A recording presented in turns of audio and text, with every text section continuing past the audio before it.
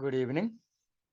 I'm making this video for my students at the Central Department of English, where I'll be teaching academic writing 2 argumentation course from tomorrow. And in this video, I will introduce my students to the semester planner, as well as I will also talk about the course. So let me read the course description first. This course has been designed as a writing workshop. So please understand that we will try to do more actual writing in the class, and we will try to reduce teacher talk or student talk in our class. It builds on and goes beyond academic writing 1. Now, as a teacher, I expect that you know how to compose a good paragraph. I believe that you know how to describe, how to narrate, how to argue, how to persuade.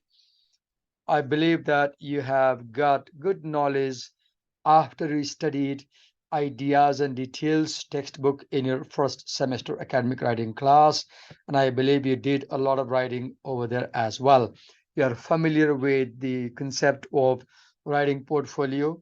You know how to maintain writing portfolios, you know revision, you know peer review, etc. Okay. And focuses on the analysis and production of argument. Now, in the first semester, there was focus on a description, narration, persuasion, etc. This time, there is more concentrated focus on argument, because arguments are very significant in the academy, especially in research writing in the academy.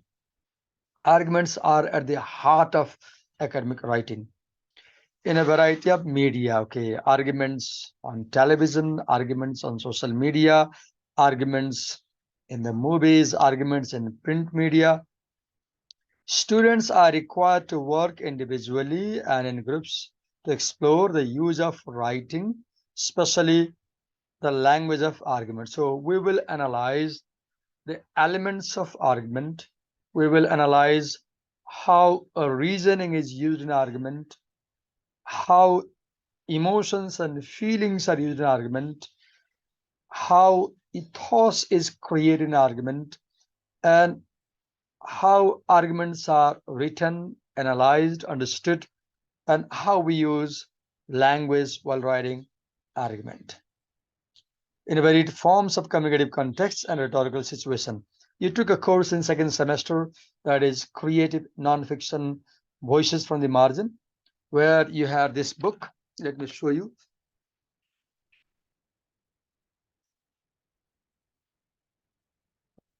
You have this book in your course, right? Or I don't know, something happens to my camera as I place it. Okay, you have this book, and I hope you studied also about what is rhetoric and what is rhetorical situation, right? So this is the focus of this course, as you saw. Now here I have question for writing practice. As you watch my video, you can pause my video and you can choose to do exercise at home before you come to my class. For example, the first question is, what is a writing workshop? Define in one paragraph. You can Google or you can talk to your friend. I want you to do independent research and write one paragraph. What do you understand by writing workshop? In tomorrow's class, I won't discuss this thing. What are the characteristics of academic writing? Write a paragraph. You took a course in first semester, so I guess you have some ideas about, for example, academic writing has conventions, it is rule-based, it is rigid. Argument is at the heart of academic writing. Academic writing is done at the academy. It is highly credible, and many more. Then look for the meanings of argument in the book. Everything is an argument. So You can go to the online library that I tell you in the class often. You can download the 9th edition of Everything is an Argument book. And you can, if you have a PDF file, you can scan through, browse through the book and check how the book defines the word argument. And in a paragraph, uh, try to write your understanding of what an argument might mean. For example, here is a source. Read chapter 14, argumentation, page number 935 to 939 from Patterns for College Writing. Let me show the book here. I'll show the book. Patterns, yes. This is the book. Let me share this book before. Let me share it.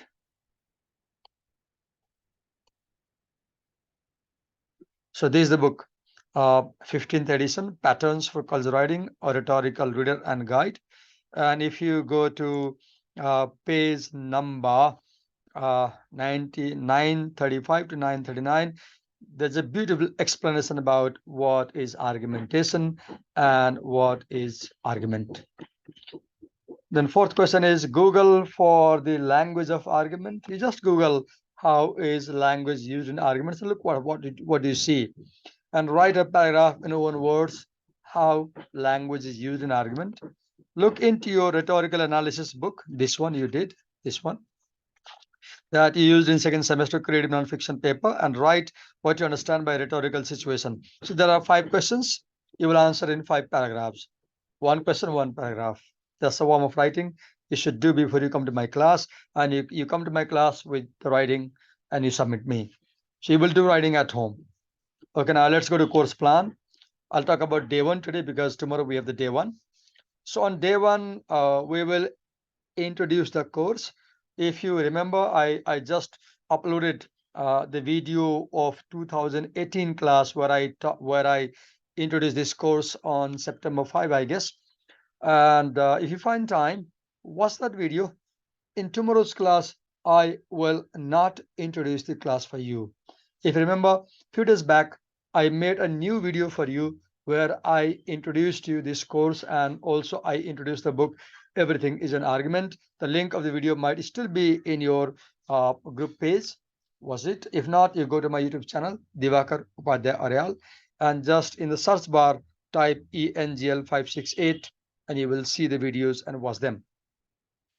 Okay, so introduction to the course on day 1. So I said, watch my video on this topic and write a short essay. Now, once you watch my video, just close the video, sit down and write simple 3-4 paragraphs, what you understand. Because, writing is consolidating learning.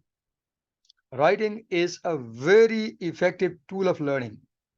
You watch something, start writing. Then it retains in memory, right? So, okay.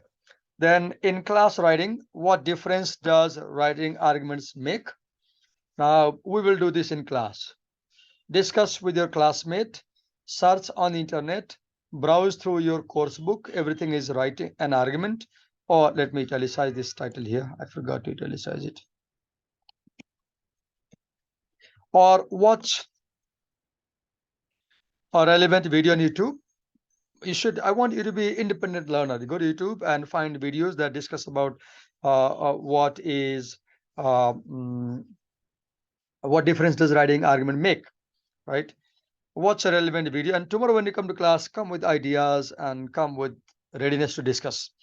Watch a relevant video on YouTube and then write few paragraphs on what an argument is. If you go to YouTube, you will see lots of videos that show you the different meanings of argument. Argument is a quarrel, right? What is argument on social media? What is argument in the academy? What is argument in a hot debate at home, right? Uh, uh, so you can watch YouTube, you can Google, you can talk to a friend, do what you like, do what you want as independent learner. But come to my class with understanding about this thing, what writing an argument does and does not do. Okay.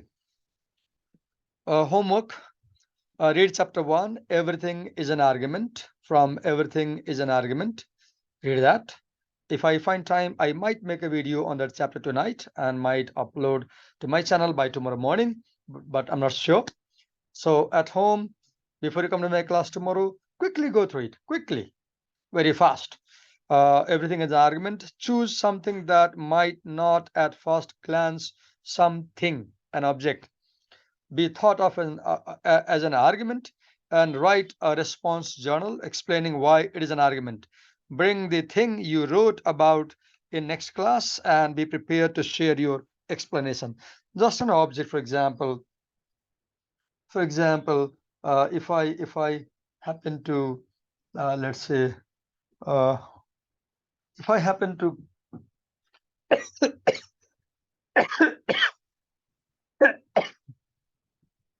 just imagine I come to your class tomorrow with this Sony GB digital blogging camera as a teacher.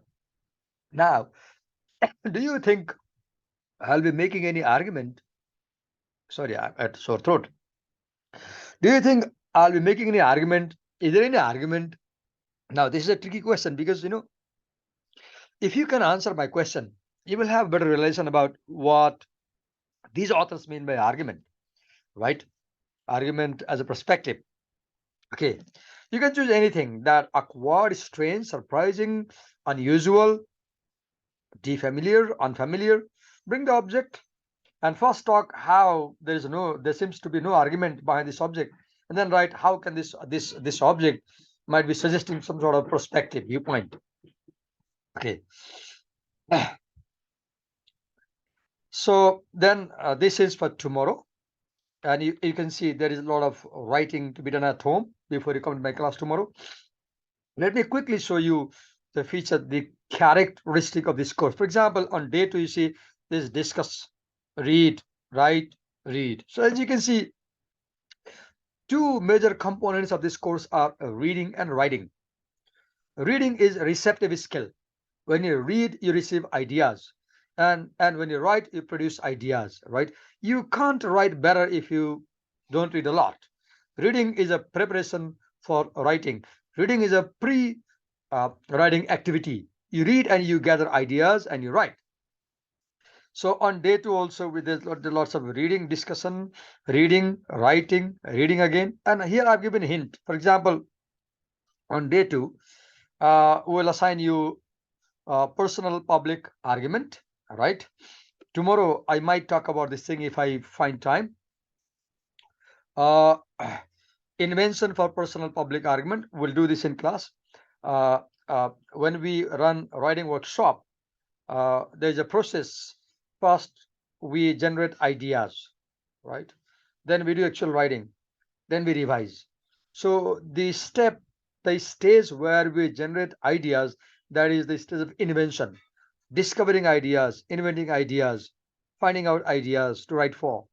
And then we make notes, we make outlines, we do a lot of brainstorming. Last time I guess last year when you were in first semester, you did a lot of such activities in academic writing one course, brainstorming, right? How to generate ideas. So that's the invention, the first stage, then writing, then revising, right? Then read chapter 1, everything is an argument from, no, day 2. Discuss everything is an argument. You will discuss in class. Assign personal public essay. This is for me, the teacher. The plan is for the teacher to do things in class, not for you, right? But I'm letting you know what will happen in class. Invention for personal public argument.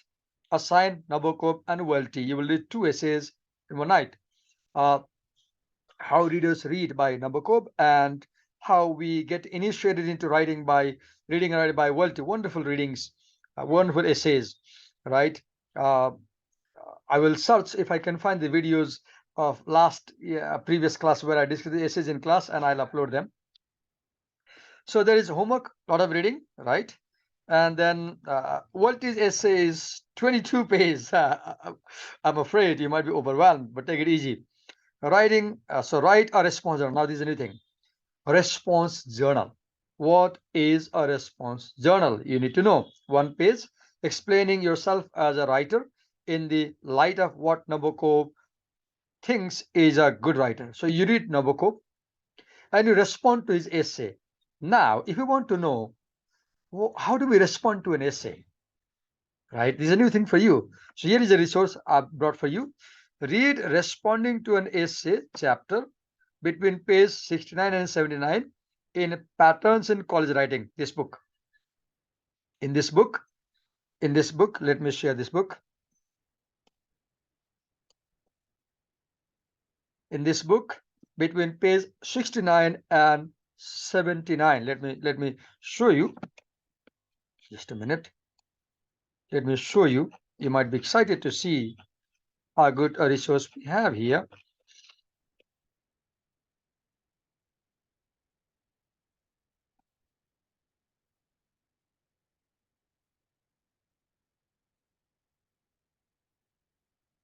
Okay. Responding to an essay. So here you have this essay, page 69, right?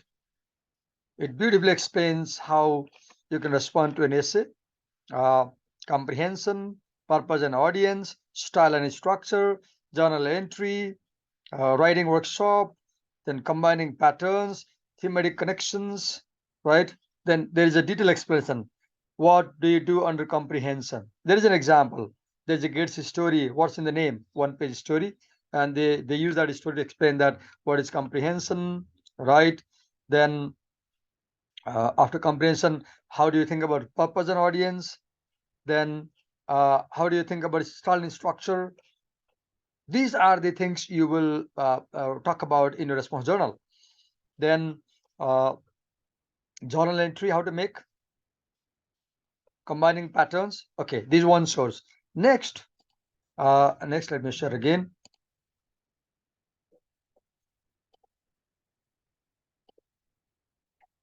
There's another source. Yes, in the same book, the one I showed you earlier, there's another reading, Understanding Critical Reading, in the same book on page number 84, 85. That's 2 pages. See if you can read. Read Summarizing and Responding to Reading, page 175, and Writing a Summary Response Essay, page 166, from another book, a wonderful book. Let me show you on response writing. There is a book, not this one, not this one, not this one. I guess this one. Just a minute. Yes, this is a wonderful book that teaches you response writing. Let me share you. Let me share you first. Here we are. This book, A Writer's Response, a reading-based approach to writing. All these books are available on the library, internal library, about which I often talk in the class. You can check if you can access and read. Or if I don't forget, I might mail you, but I'm not sure. Be independent, find sources yourself. So let me go back to the text. Yes. Page 167 and 157 from that book, this one. Let me show you. Here is the response. Let me show the table of content.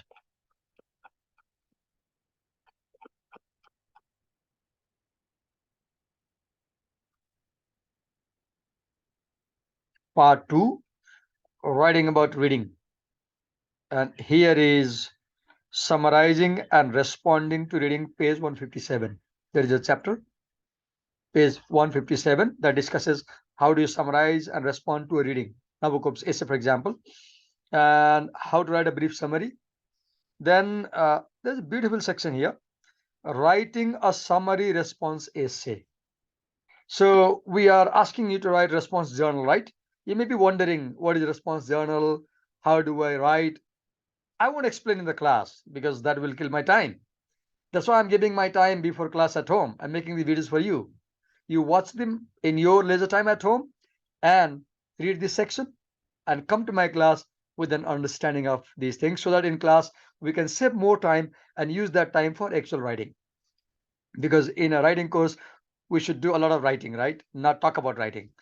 Talking about writing, we'll do talking about writing outside class like this. But in the class, we'll try to do as much writing as possible. Okay. Then you can see there's a lot of writing. Day 3, discuss, consider, read, write. Now I'll take you very quickly. All days. You can see There's reading, writing, reading, writing, reading, writing. Then presentation. Day 7 at presentation. You will present your argument, personal public argument in 3 to 4 minutes. Then day 9, discuss, read, write, discuss, present, identify, read, write, discuss, workshop, read, write, discuss, read, write, discuss, read, write, discuss, read, write, present, discuss. Can you see? Discuss, read, write, present, discuss, read, write, present. Look, there's nothing listening, right? No listening to lectures as we did last year. Then reading, writing, and discussion. Reading, writing, day 21, reading, writing, day 22, reading, writing, 24, reading, writing. As you go down till day 30th, there is revision, wrap up, presentation on research paper. There is presentation on personal public essay, presentation on rhetorical case analysis, and presentation on research. You will do three major writings in class. Let me tell you, you will write personal public argument. For example, let me show you what these are. Just a minute. D. Then let me go to D. Where is that? Third semester. And then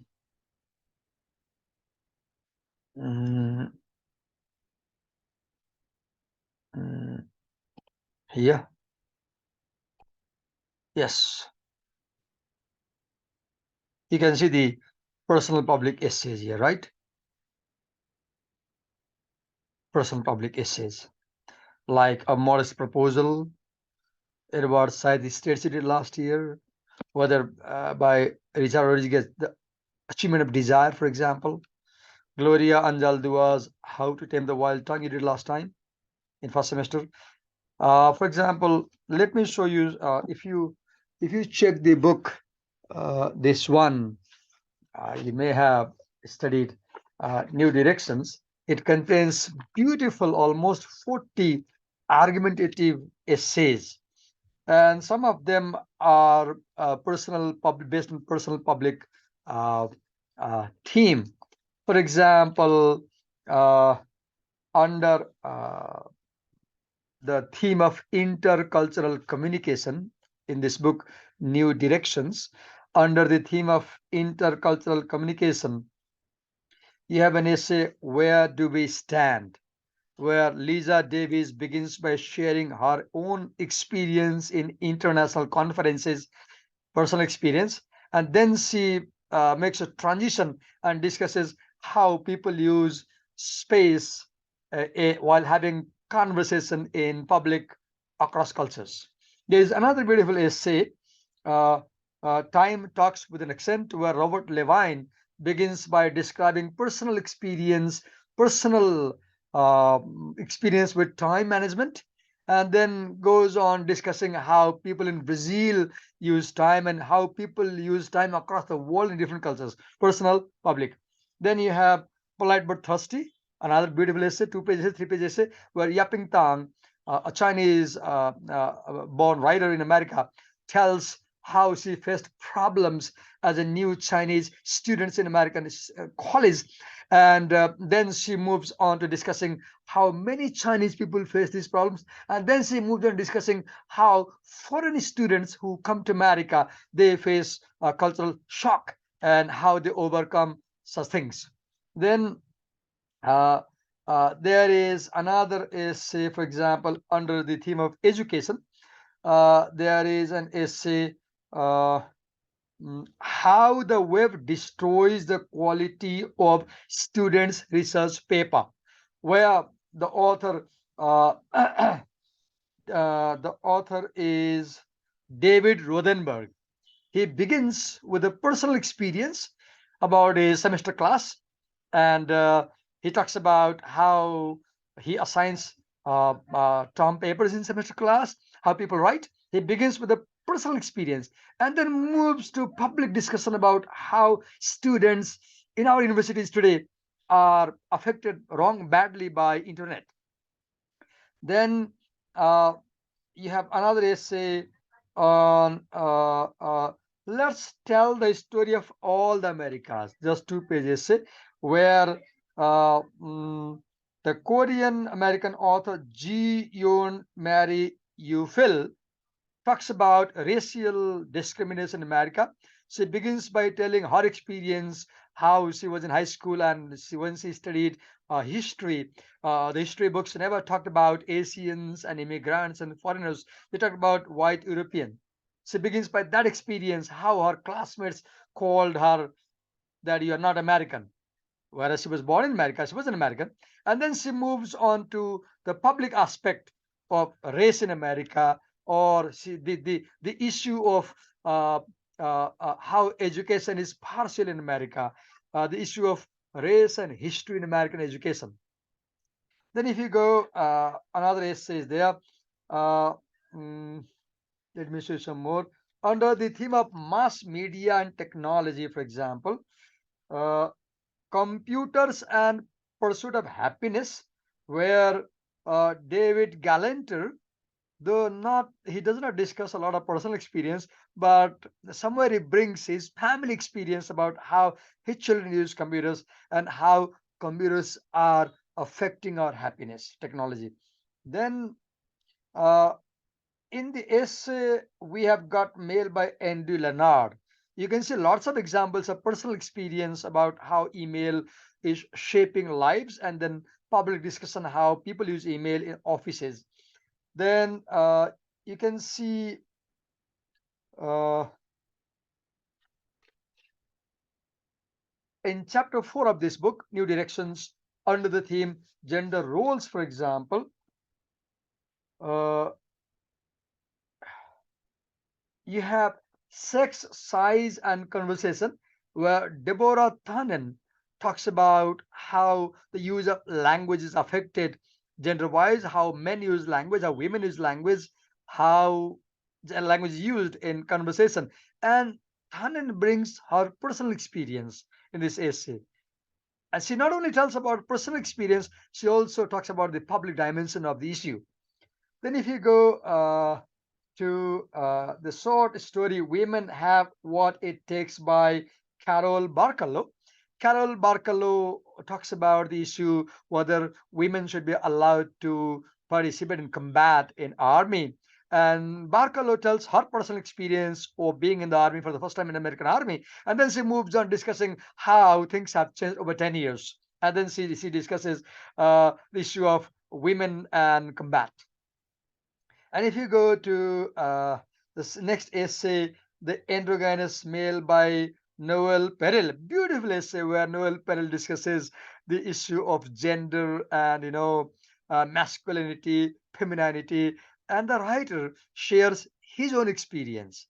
Most often, he talks about his experience, and while talking about his experience, he also touches the broader aspect of the issue. And if you go to the last theme chapter of work in this anthology of essays, there is another uh, essay, Someone is Stealing Your Life by Michael Ventura. And Michael Ventura shares his own experience of working in America. He shares his personal experience and then discusses the social aspect, cultural aspect, economic aspect, and public aspect of how workers are treated in America. Then, if you go to next essay, uh, mm, mm, okay, beautiful essay by Richard Rodriguez, Los Pobres, the poor people.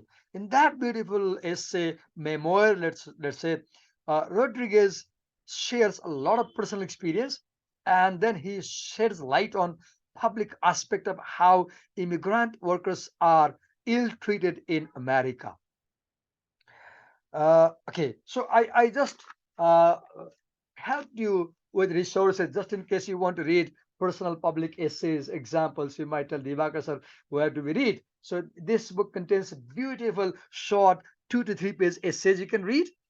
Or if you come to your essay, I mean your course, for example, let me show you in your course where you find such things. Uh, okay, let me show you from your course. In the creative non-fiction course that you took in second semester, I invite you go back and rethink which essays in the creative non-fiction course were personal public argument essays. A lot of essays in creative non-fiction course are make personal public argument. Even in this course, for example, in our course in third semester, let me take you to the planner and show you. For example, uh, uh, yes, Eudora Welty's essay. Where is that? Yes, Eudora Welty's essay "One Writer's Beginning" also makes personal public argument. Though it is in narrative mode, it has beautiful description. The essay has narrative mode of writing, beautiful descriptions, and it also has personal public aspect because Walter begins by narrating her personal experience about how she was initiated into reading and writing by her mother and father.